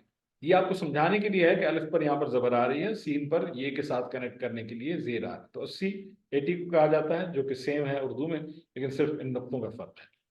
उसके बाद 90 उर्दू और सिंधी में सौतियात के लिहाज से सेम है, फोनोटिक्स के लिहाज से सुनेंगे वो भी 90 बोलेगा, वो भी 90 बोलेगा। उर्दू वाले को कहूँगा आप कितने पैसे दे रहे हो, 90 रुपए। सिंधी वाले को सुनोगे तो वो कितने पैसे दे रहे हैं, कितना पैसा, थोड़ी 90 रुपया, सेम है 90, लेकिन शक्ल में फर्क है कि इसमें बड़ी ये आती है 90 क्योंकि यहाँ पर जबर का प्रोनाउंसिएशन है, और सिंधी में चूंकि ये एक ही है तो यही नुक्तों वाली ये आएगी। वाव इस ये को कनेक्ट कर रहा है जबर के साथ। नून जो है वो आधा पद है, न वे पूरा पद है, आधा प्लस पूरा, ये 1.5 पद पर मुश्तमिल लफ्ज है 90। नून पर जबर, वाव और ये आपस में कनेक्टेड हैं जबर के साथ 90। यानी सौतियात के लिहाज से 90 उर्दू और सिंधी में सेम है, लेकिन लिखने में जाहिर कि उसके इमला में, उनकी सूरत खत्तिया में, उनकी शक्ल जो फर्क का है। ये दोनों चीजें पैरेलली में आपके लिए चल रहा हूं। अब आपको पता चल रहा होगा कि मैं लैंग्वेज स्किल्स की मैंने बात क्यों की, कि लिखना कैसे है उसको इम्प्रूव करने के लिए आपको उसकी शक्ल पर गौर करना पड़ेगा कि शक्ल कैसी है उसकी, ताकि उसकी शक्ल को देखकर आप लिख सकें। और उसमें और उर्दू में, उसमें और हिंदी में, उसमें और फारसी में फर्क क्या है, तो ये आपको शक्ल उसके लिए रखनी पड़ेगी याद। सौतियात में सुनने में और बोलने में कैसा है, बोलने में और सुनने में उर्दू और सिंधी में 80 भी सेम है, 90 भी सेम है, उसमें कोई फर्क नहीं है। सौतियात के लिहाज से ये दोनों हरूफ कम अज कम सेम है, लेकिन इमला इन दोनों का मुख्तलिफ है। बिनी जी सूरत खत ये लगा है, the shape of writing style is different. उसके बाद आते हैं सौ, उर्दू में बोलते हैं सौ, देखिएगा, उर्दू में बोलते हैं सौ, सिंधी में बोलते हैं साओ। दोनों में फर्क है, सौत में भी फर्क है, इमला में भी फर्क है। सिंधी में बोलते हैं सौ, सौ, ठीक है, सिंधी में बोलते हैं साओ। और उसी वजह से उसकी राइटिंग स्टाइल में भी फर्क है। यानी सिंधी में इसको दो शक्लों से लिखा जाता है, या तो आप ऐसे लिखेंगे सीन पर जबर हमजा उसके बाद वाव, सीन पर जबर हमजा उसके बाद वाव, या तो आप लिखेंगे सीन और उसके बाद ऐसी वाव जिसके ऊपर हमजा हो। वो भी आपके कंप्यूटर में मौजूद है, आपके राइटिंग स्टाइल्स में भी मौजूद है, तो सूरत खत में मौजूद है। यानी हिनन बिनी जो प्रोनाउंसिएशन साॻियो ई थींदो, सीन हमजो वाव ऐं उनखे जेकॾहिं अञा सहल बणायो, आसान बणायो, त सीन वाव, वाव जे मथां हमजो, बिनी जो प्रोनाउंसिएशन सेम थींदो। The pronunciation of both is same, that is Sao. यहाँ पर सौत का फर्क समझा रहा हूं आपको, यानी दो यहाँ पर आपकी लैंग्वेज स्किल्स इन्वॉल्व हो रही हैं, दो लैंग्वेज स्किल्स इन्वॉल्व हो रही हैं, लिसनिंग एंड स्पीकिंग। लिसनिंग करेंगे ठीक से तो आप बयान कर सकेंगे। तो उर्दू में अगर आप बोलेंगे तो आप कहेंगे 100 रुपए, 100 रुपए, 100 रुपए, लेकिन आप सिंधी में बोलेंगे तो कहेंगे 100 रुपया, 100, 100। ये फर्क है, सौत पर ध्यान दीजिएगा, 100 में और 100 में फर्क है। उर्दू में सही है 100 रुपए, सिंधी में 100 रुपए, ठीक है। सिर्फ रुपयों की बात नहीं है, 100 आदमी, 100 माण्हू, 100 बेंचूं, 100 कुर्सियों, 100 टेबलों, 100 sofa, that is called 100। Urdu में 100, सिंधी में 100, 100, राइट। तो यहां तक अगर कोई 1 से लेकर 100 तक कोई चीज समझ में ना आई हो तो you can ask me. Anybody with a question can raise his or her hand. नहीं तो फिर इन्हीं हिंसों में चंद और हिंसे हैं जो कि आपकी खिदमत में आगे पेश करता हूं, और कुछ चीजें आपके जहन में क्लियर हैं। Anybody with a question, you can ask the question, then we can move forward. You can raise your hand, or you can unmute directly yourself and you can ask the question. If anything which is not understandable for you or needs an elaboration, you can ask the question. Question is the gateway to wisdom, you know. एक चीज लिख लें, भले note कर लें अपने पास, कि सवाल जहानत का दरवाजा है, सवाल डाह पजो दरवाजो आहे, डाह पजो बुंबो आहे, डाह पजो दाखिल थियण जो रस्तो आहे। The question is the gateway to wisdom. आप अपने बच्चों को भी ज्यादा से ज्यादा इंकरेज किया करें कि वो आपसे सवाल करें, उनको सवाल करने से मना ना किया करें, क्योंकि सवाल किया जाएगा तो उसका जवाब मिलेगा। तो अगर विजडम की तरफ जाना है तो सवाल करना जरूरी है। ऑलराइट, 100 के बाद if anybody has any question, he और she can raise his hand और her hand at any time. तो फिर उनको मुनासिब जगह पर मैं गुजारिश करूंगा कि अनम्यूट करके अपना सवाल करें। 100 के बाद जो पड़ाव आता है, पहले जो थाक ईंदो आहे 100 खां पोइ, उहो ईंदो आहे 1000। छाकाणि त यानी 100 खे जेकॾहिं असां 10 सां ज़र्ब कंदासीं तो उहो थी वेंदो 1000। 100 को अगर हम if we multiply 100 with 10, then the next milestone is 1000, 1000, ठीक है। 1000 हिंसों में कैसे लिखा जाता है आप देख सकते हैं दरमियान में। अब अगेन 1000 का जो सौत है वो सेम है, उर्दू और सिंधी में 1000 का सौत सेम है, उसकी आवाज सेम है, उसकी आवाज में कोई फर्क नहीं। यानी जैसे हम उर्दू में बोलेंगे सिंधी में बोलेंगे, लेकिन सिंधी में आखिरी जो हर्फ है उसका रे उस पर पेश आए। 1000 अगर ज्यादा है तो 1000, 10,000, 2000, 3000, 1000। अगर एक है तो 1000, वही जो छोकरो और छोकरा में फर्क था ना। तो अगर एक है तो 1000, अगर एक से ज्यादा है चाहे 2000 हो या 50,000 हो या 99,000 हो तो वो होगा हजार रे पर। यहाँ पर जो पेश लगाया है, पेश की जगह पर जबर आ जाएगी। तो ये है हजार, यानी बोलने में कमोबेश सिवाय इस पेश के की आवाज के सुनने में जो है वो सेम है। जो उर्दू में है वो सिंधी में हजार, हजार उर्दू में हजार कहा जाता है, सिंधी में उसको पेश लगता है। लेकिन लिखने में शक्ल इसलिए मुख्तलिफ है कि सिंधी वाली जो है दो चश्मी है, और उर्दू वाली है उसमें ये फर्क है। उर्दू में हम ऐसे लिखेंगे और सिंधी में ऐसे लिखेंगे। हजार सिंधी में ऐसे लिखा जाएगा, दो चश्मी, दो सुराखों वाली है के साथ, और उर्दू में इस तरह से लिखा जाएगा। तो ये फर्क है। हजार, हजार विच इज कॉल्ड थाउजेंड। चाहे जितने हजार हों फिर उसमें आप ऐड करते चलेंगे कितने हजार, लेकिन 1,000 होगा तो हजार, और ज्यादा होंगे तो हजार, यानी उसको हम जमा करेंगे, प्लूरल करेंगे with the addition of a जबर, उस पर जबर के साथ। तो हजार को, थाउजेंड को सिंधी में भी हजार कहा जाता है। शक्ल में फर्क है और सौत में थोड़ा सा फर्क है। उर्दू में बोलते हैं लाख, लाख दरमियान वाला अलिफ निकाल लें लाम के बाद तो वो बन जाएगा लख। सिंधी में है लख, लख खे पर पेश है, लख। वही रूल चलता आ रहा है कि आखिरी हर्फ पर हरकत जरूर होगी। देखें मैं बार बार रिपीट कर रहा हूँ, यानी इसकी मिसालें बार बार आ रही हैं और इन मिसालों की रोशनी में आप समझ सकेंगे। लख सिंधी में बोलेंगे लख, लख लाम पर जबर, खे पर पेश, लख। और वही रूल जो हजार एक था तो हजार था, ज्यादा है तो हजार है। तो अगर 2 लाख होंगे या 99 लाख होंगे तो उसको लख कहा जाएगा, लख। तो आके लख लख मुबारक, सिंधी में कहते हैं लख लख मुबारक हो, आपको लाखों लाखों मुबारकबाद। तो अगर 1 लाख मुबारकबाद देनी हो तो लखों मुबारकबाद बातें होंगी, यानी एक होगा तो लखों हो गए। ऐसे ऐसे लिखा गया है यहाँ, जहाँ पर जैसे इस तरह से नजर आ रहा है। The way it is written right now in the slide, लाम पर जबर, खे पर पेश, लख। अगर ज्यादा होंगे तो लख, 2 हो, 20 हो या 99 हो, क्योंकि अगर 100 लाख हो जाएंगे तो वो करोड़ बन जाएगा, वो एक और शक्ल बन जाएगी। तो यह है लख। सिंधी में लख कहा जाता है, उर्दू वाले लाख को, या इंग्लिश में 100,000 भी कहते हैं उसको। जब चेक में लिखते हैं या फिगर्स में तो 100,000 लिखते हैं, नहीं तो फिर उसके लिए अलग से लफ्ज लैख भी है, LAK, लैख। तो सिंधी में कहते हैं लख, अगर जमा होगा तो लख है, राइट। उसके बाद है किरोड़। किरोड़ सौत के लिहाज से उर्दू और सिंधी में सेम होगा, सिर्फ वही रूल के आखिरी हर्फ पर हरकत जरूर आनी है, तो ड़े पर पेश आ जाएगा। अगर ज्यादा होंगे तो करोड़, किरोड़। उर्दू में काफ पर जबर आती है, सिंधी में काफ पर जेर आती है, किरोड़, किरोड़, की रोड, यानी काफ पर जेर, रे जो है आपस में जबर के साथ मिला हुआ है वाव पर, और उसके बाद है डे, डे पर पेश आ रहा है, किरोड़। अगर ज्यादा होंगे तो करोड़, एक होगा तो करोड़, ज्यादा होंगे तो करोड़।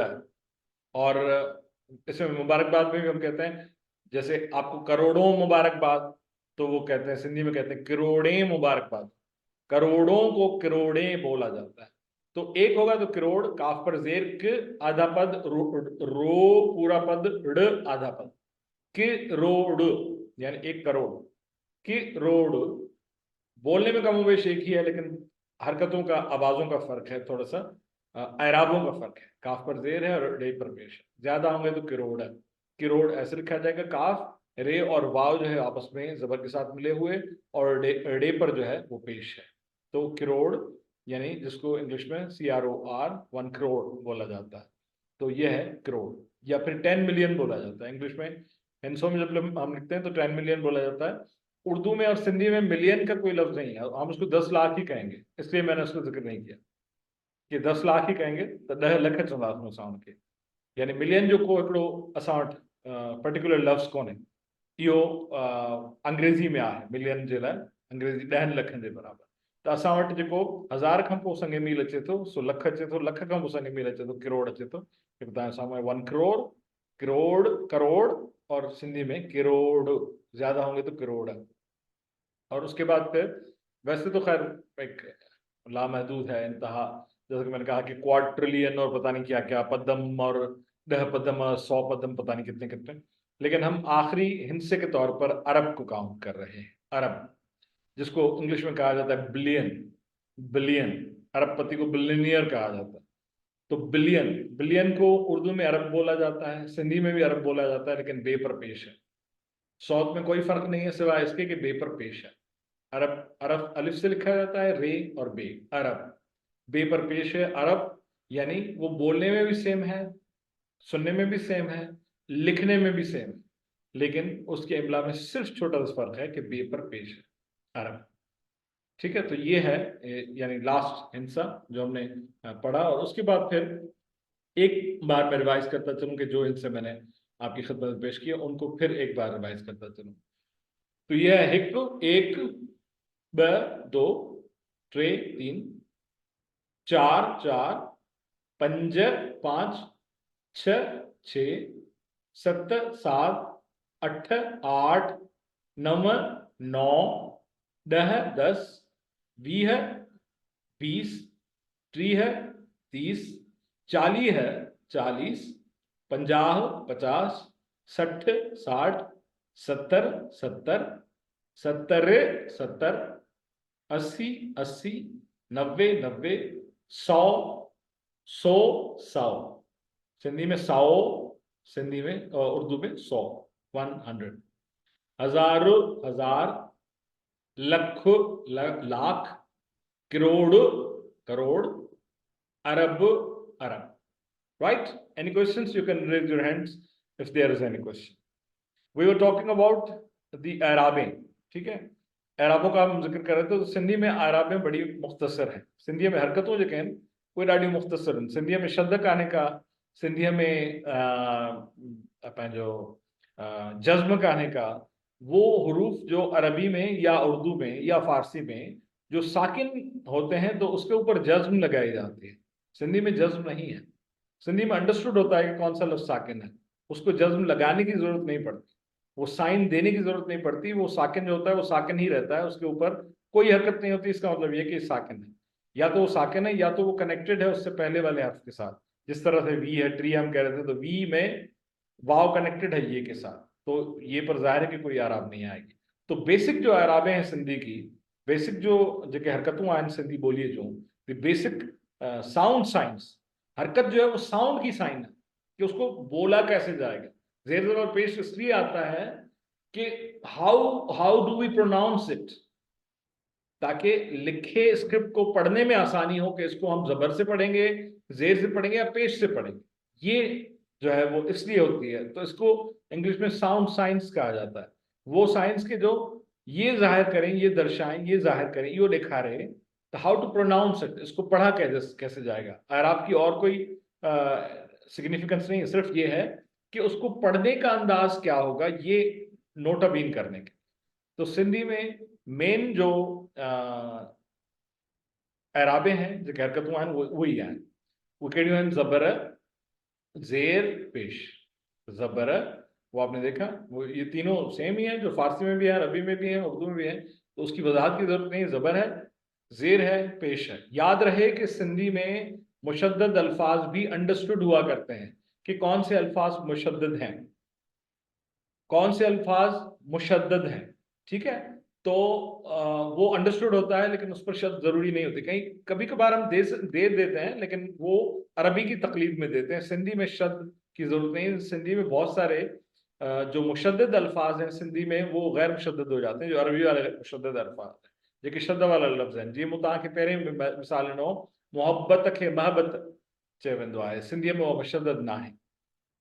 इवन मोहम्मद सल्लल्लाहु अलैहि वसल्लम, मोहम्मद जो नाम है वो सिंधी में मोहम्मद कहा जाता है। यानी सिंधी में शद का रिवाज नहीं है, लेकिन कभी कभार हम लगा देते हैं, या फिर जब अरबी का लफ्ज इस्तेमाल करते हैं तो एज इट इज उसको इस्तेमाल करते हैं मुशद्दद करके। वैसे शद का तस्वुर सिंधी में नहीं है। सिंधी में बेसिक ये 3 आराबें हैं, और चौथी आराब को तो हम आराब नहीं, आवाज काउंट करते हैं। आ मद, मद वाली आवाज जो है अल्फ मद। तो ये 3 आराबें बेसिक हैं। शद भी नहीं है, जज्म भी नहीं है। जो साइलेंट हरूफ होते हैं, साइलेंट का मतलब यह है कि जो गैर एराब शुदा जो हरूफ होते हैं वो अंडरस्टूड होते हैं कि कहाँ पर जो है वो इस पर कोई हरकत नहीं है, या जेके साकिन अखर हैं उहे अखर कहिड़ा है। साकिन हरूफ का पहले से हमें पता होता है। तो इसके हवाले से कोई सवाल, यहाँ तक कोई सवाल हो तो आप सवाल कर सकते हैं। उसके बाद फिर मैं लास्ट सेगमेंट की तरफ बढ़ूंगा, लेकिन लास्ट सेगमेंट से पहले मैं आपको इस हफ्ते की असाइनमेंट देता चलूँ कि कल और परसों क्लास नहीं होगी, तो उसके दौरान मुझे आपसे एक छोटी सी असाइनमेंट हर किसी से आप में से चाहिए। और ये मैं अपनी टीम से कहूँगा कि ग्रुप पर भी कन्वे कर लें कि जो आज ख्वातीन हज़रात मौजूद नहीं है वो भी इसको नोटाबीन कर लें। I need 3 things from you in these 6 classes. This is class number 6. In these 6 classes, 3 things which you have learned, those are new for you. वैसे तो हो सकता है 3 से ज्यादा आपने सीखे हो, लेकिन 3 टॉप मोस्ट थिंग्स जो आप समझते हैं कि सबसे ज्यादा आपके लिए यूजफुल थी, सबसे ज्यादा आपके लिए फ्रूटफुल थी, जो कि आपने इन 6 लेक्चर्स में 3 नई चीजें सीखी हैं, वो कौन सी? Everybody will write his own, और आप वो शेयर करेंगे हमारे साथ 3 नई चीजें जो आपने इन 6 लेक्चर्स में सीखी हैं, जो इससे पहले आपको मालूम नहीं थी। ये उहे भी लिखी सघनि था जेके सिंधी ॿोली ॻाल्हाईंदड़ आहिनि, छाकाणि त असां हिते जॾहिं ज़िक्र कयूं था सिंधी ॿोली जो, त हिन जी सिग्निफिकेंस हिन कोर्स जी उन्हनि जे लाइ बि आहे जेके सिंधी ॻाल्हाईंदड़ आहिनि, उन्हनि खे बि नयूं ॻाल्हियूं ख़बर पवंदियूं। तो दे कैन ऑल्सो राइट कि वो कौन सी 3 नई चीजें हैं जो आप इन 6 लेक्चर्स में पहली मरतबा आपने सीखी है। ठीक है, you will write your name and you will write your 3 things। वो कौन सी 3 नई चीजें जो आपने सीखी हैं, कम से कम टॉप वाली जो 3 चीजें। और इसके अलावा आप लिखेंगे वो कौन सी 3 नई चीजें हैं सिंधी लैंग्वेज के मुताबिक जो आप सीखना चाहेंगे और फौरी तौर पर सीखना चाहेंगे। वो कौन सी 3 चीजें हैं जो आप सीखना चाहते हैं। उसमें पर्टिकुलर अल्फाज का तर्जुमा या पर्टिकुलर कौन से जुमले सीखना चाह रहे हैं, ये नहीं, मेन थिंग्स, एलिमेंट्स, वो कौन से 3 एलिमेंट्स हैं, वो कौन सी 3 चीजें हैं कि जो आप प्रायोरिटी पर सीखना चाहते हैं रिगार्डिंग सिंधी लैंग्वेज। तो ये आपकी तरफ से जो एक रिफ्लेक्शन होगा वो हमें आप आज शाम से लेकर और पीर की सुबह तक आपके पास वक्त है, आपके पास 48 घंटे हैं। आप आराम से, सुकून से, तसल्ली से, तहम्मुल से जो चीजें आपने नोट्स ली हैं उनको go through those notes. If you can not recall, you can go through the recordings, और रिकॉर्डिंग्स को देखकर अगर आप समझते हैं कि आप वो कौन सी चीजें हैं जिनके बारे में you are anxious to learn, जिनके बारे में आप को उजलत है सीखने की, जिनके बारे में आप बेचैन है सीखने के लिए, वो कौन सी 3 चीजें हैं। कौन सी 3 चीजें ऐसी हैं कि जो आपने सीखी हैं, कौन सी 3 चीजें ऐसी हैं कि जो आप फिल फॉर सीखना चाहते हैं। तो ये एक छोटा सा असाइनमेंट है आपके लिए, और this has to be completed by next 48 hours, ताकि हम फिर उसके बारे में डिस्कस करेंगे अपनी मंडे की क्लास में। राइट जी, आखिरी सेगमेंट हमने जो रखा है कि हम कोई भी एक सेगमेंट चूज करेंगे, कोई भी एक शोबा चूज करेंगे, और फिर उसकी चीजें हम सीखेंगे। उसमें 2, 3, 4, 5 चीजें, जैसे हमने परसों सीखा था दिन और रात के पहर, डी है रात या पहर पान से क्या सो, लेकिन हमने आपको बताया था कि जो 8 पहर हैं दिन और रात के, 4 दिन के और 4 रातों के, उनके भी पर्टिकुलर नाम है जो आगे चलकर हम आपको बताएंगे। पहले से ज्यादा प्रेशर नहीं डालना चाहते सिंधी में, उनके भी पर्टिकुलर नाम उन अलग अलग पहरों के, लेकिन फिल वक्त हमने सुबह, दोपहर, शाम और सुबह साजिद का जिक्र किया था। फिर कल हमने मौसमों का जिक्र किया था, 4 मौसमों का और 1 रुत का जिक्र किया था, चैन मौसमन जो हिकड़ी मुंद जो जिक्र किया। और आज हम जिक्र करते हैं 7 डेज ऑफ द वीक इन सिंधी। जैसे कि मैंने आपको बताया कि बहुत ज्यादा इन्फ्लुएंस इनमें से जो दिन है वो अरबी से लिए हुए हैं, यानी ज्यादातर हमारे दिनों के नाम जो हैं वो अरबी से लिए हुए हैं। तो जो अरबी थोड़ी बहुत जानते हैं या कुरान पाक पढ़ने की वजह से यकीनन बहुत सारे अल्फाज के मायनी आप में से बहुत सारों को आते हैं, तो आपके लिए मुश्किल नहीं होगा उनको समझना या आसानी से उसको अजबर करना या रिकॉल करना। अच्छा, इंटरनेशनली क्लासिक जो हमारा क्लासिकल जो वीक है वो स्टार्ट होता है सैटरडे से। सैटरडे पहला दिन है, और इसीलिए आप देखें फारसी में सैटरडे को शंबा कहा जाता है, फिर इतवार को यकशंबा कहा जाता है, पीर को दोशंबा कहा जाता है, मंगल को सहशंबा, तीसरा शंबा कहा, शंबा यानी दिन, सहशंबा यानी तीसरा दिन, फिर बुध को अरबा, अर्रबा जैसे सिंधी में, जैसे मैंने आपको कल बताया था, तो उसको चौहार शंबा बोला जाता है। तो इस तरह से दिन चलते हैं। तो क्लासिकल जो कैलेंडर स्टार्ट होता है वो होता है सैटरडे से। तो सैटरडे को सिंधी में कहा जाता है छंछर। छंछर, 6 पर जबर, नून जो है वो साकिन है, 6 पर फिर अगेन जबर और रे पर पेश, छंछर यानी हफ्ता या शनिचर। उर्दू में भी इसको हफ्ता भी बोला जाता है और शनिचर भी बोला जाता है, या बहुत सारे लोग सीन के बाद भी जेर लगाते हैं, से नीचर भी लिखते हैं, लेकिन शनिचर है बुनियादी तौर पर। सैटरडे इज कॉल्ड हफ्ता और सनीचर इन उर्दू एंड छंछर जो कल है, छंछर जो कि आजकल वीकेंड बना हुआ है क्योंकि आजकल बिजनेस वर्ल्ड है ना, तो उसमें न्यूयॉर्क स्टॉक एक्सचेंज जो फॉलो करता है छुट्टियां, उसी को पूरी दुनिया फॉलो करती है, 2 छुट्टियां नहीं करना चाहती। अब तो यूएई में भी जो है वो संडे की छुट्टी हो गई, पहले वो फ्राइडे की छुट्टी हो रही थी तो नुकसान हो रहा था, यानी फ्राइडे को इनके मार्केट्स बंद थे, ये यहाँ पर भी छुट्टी हुआ करती थी, तो हमारा स्टॉक एक्सचेंज बंद, संडे को न्यूयॉर्क स्टॉक एक्सचेंज बंद, तो इंटरनेशनली मार्केट बंद, तो 2 दिन छुट्टी हुआ करती, तो इसलिए पूरी दुनिया ने अब संडे की छुट्टी की है, तो यहाँ पर मंडे से वीक स्टार्ट हो रहा है, लेकिन क्लासिकल वीक जो है वो सैटरडे से स्टार्ट होता है। छंछर मीन्स हफ्ता या शनिचर, which is called Saturday in English. छंछर मीन्स सैटरडे। फिर उसके बाद आता है इतवार। इतवार को सिंधी में बोलते हैं आचर। संडे इज कॉल्ड आचर इन सिंधी। आचर नाम भी है हमारे यहाँ, बहुत सारे नाम है, आचर, सुमर, ये नाम है। खमीसो, जो खमीस को जो जुमेरात को पैदा हुआ, यानी जो संडे के रोज पैदा हुआ और कोई नाम नहीं मिला तो आचर नाम रख दिया उसका। तो आचर, अलिफ मद, अलिफ पर हरकत है मद की, चे पर जबर है, रे पर पेश है। आचर इतवार, संडे को कहा जाता है आचर, ठीक है, आचर कहा जाता है इतवार को, संडे को कहा जाता है। संडे इज कॉल्ड आचर इन सिंधी, इतवार इन उर्दू। देन है पीर, पीर यानी मंडे, और उसको सिंधी में कहा जाता है सूमर। सीन और वाव पेश के प्रोनाउंसिएशन के साथ आपस में कनेक्टेड है। सू, मीम पर जबर है, रे पर पेश है। सीन और वाव आपस में एक ही आवाज की तरफ, सू म र, एक सू पूरी आवाज है, म आधी आवाज है, र आधी आवाज है, यानी 2 पदों पर मुश्तमिल लफ्ज है विद द अरेंजमेंट ऑफ 1 + ½ + ½। सू इज फुल, एक आवाज है, कंप्लीट सौत है, म आधा सौत है, र आधा सौत, सू म र। पीर is called Soomar in Sindhi and Monday in English. Sumer is Peer, Monday is Sumer in Sindhi.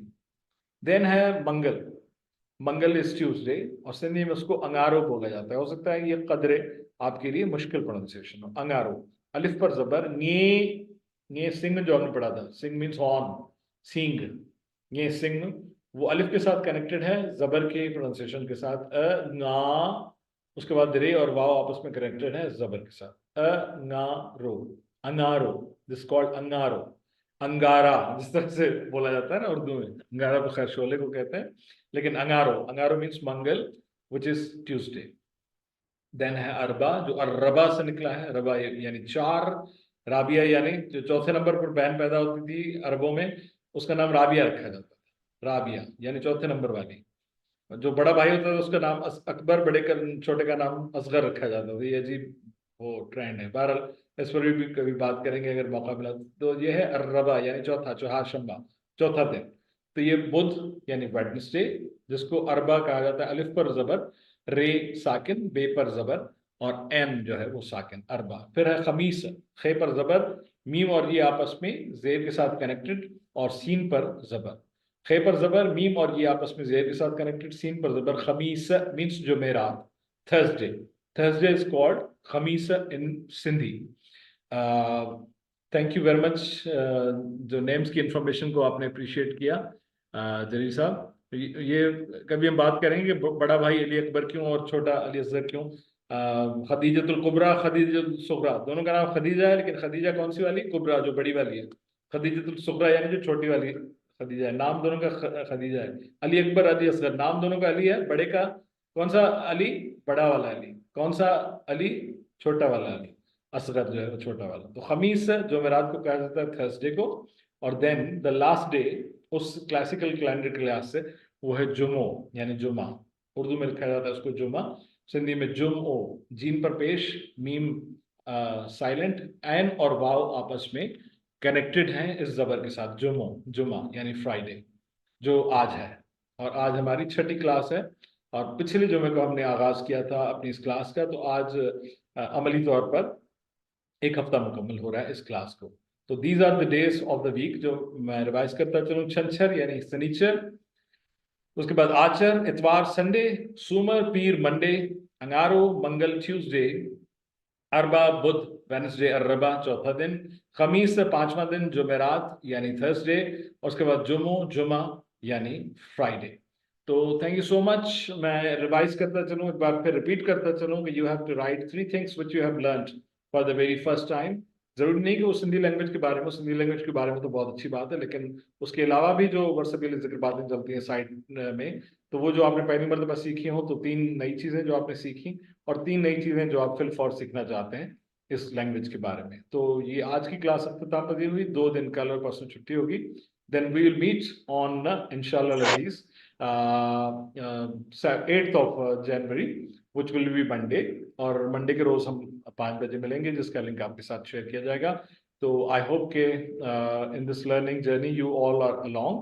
कोई सवालात हों, क्योंकि वक्त इख्तिताम पजीर हो रहा है, तो आप एडमिन पर DM करके आप पूछ सकते हैं, मुझसे डायरेक्टली पूछ सकते हैं जो भी सवालात हों। Thank you so much for your attention, for your presence, for attending this class and